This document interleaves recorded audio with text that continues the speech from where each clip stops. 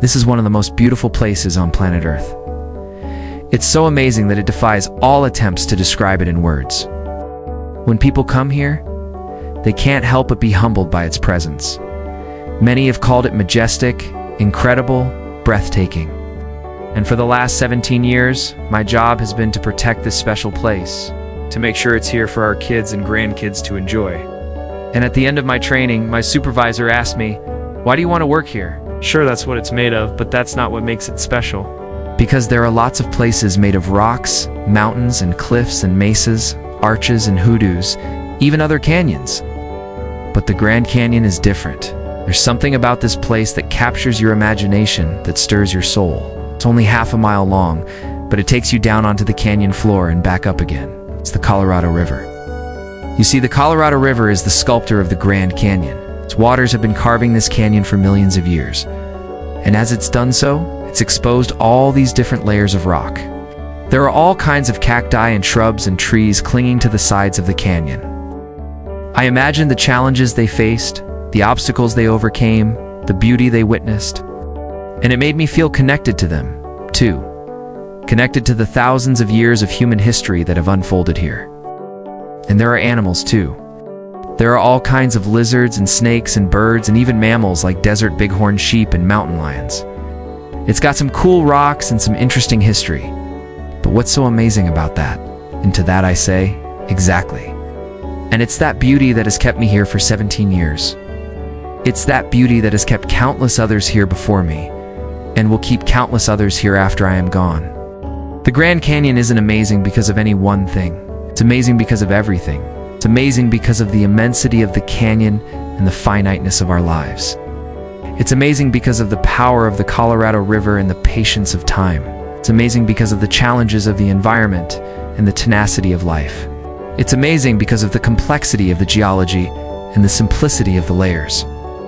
It's amazing because of the vastness of the sky and the minuteness of the details. It's amazing because of the remoteness of the desert and the closeness of the history. It's amazing because of the challenges and the beauty.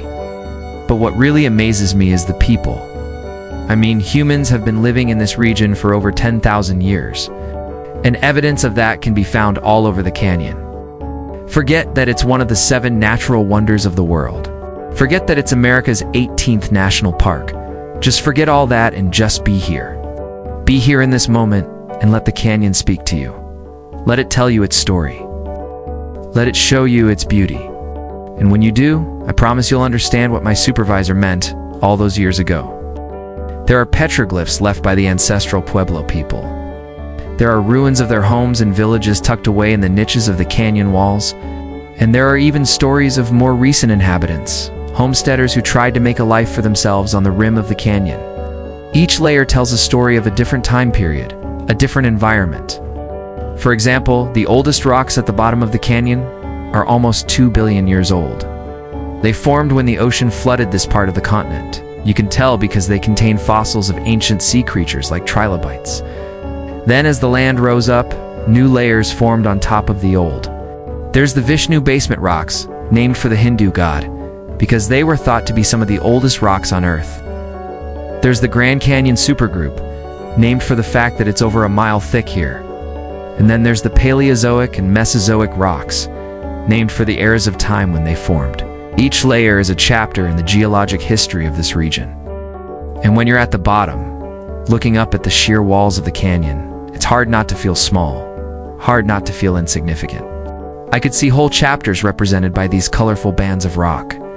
And it made me feel connected to something much bigger than myself, connected to the forces that shaped this landscape, connected to the eons of time it took to create it. When you look around, you realize that you're surrounded by some of the most colorful rocks on Earth.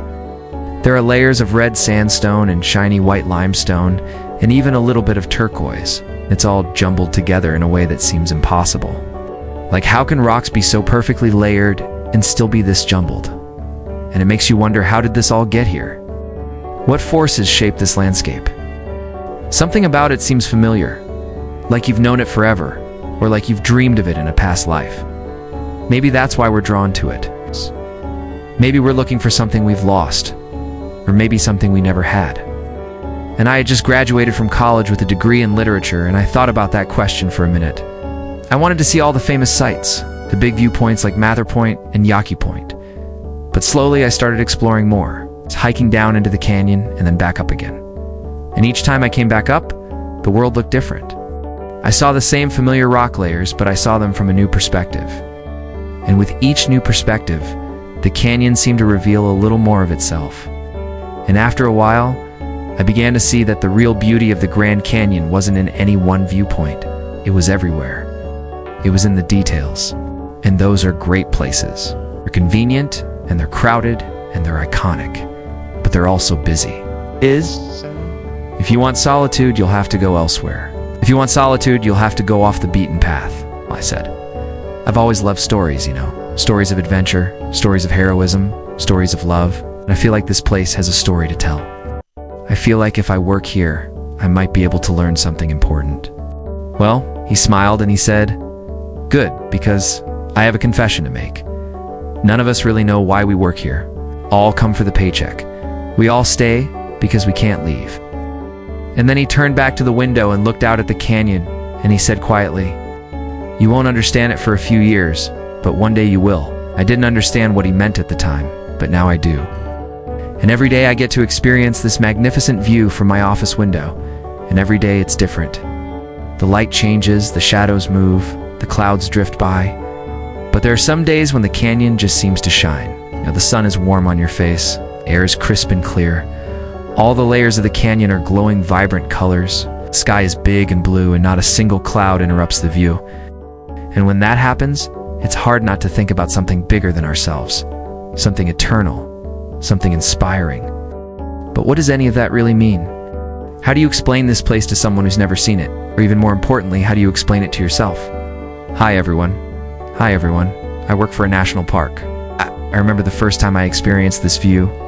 I was a young seasonal worker, barely 21 years old, and I was working in the visitor center as a ranger. You see, the Grand Canyon is more than just rocks. When I first arrived at the Grand Canyon, I was like most visitors. In the beginning, I only saw the canyon from the main viewpoints, just like everyone else. For example, there's this little side trail near Yaqui Point called the Yaqui Angle Trail. Well, the answer to that question is pretty simple.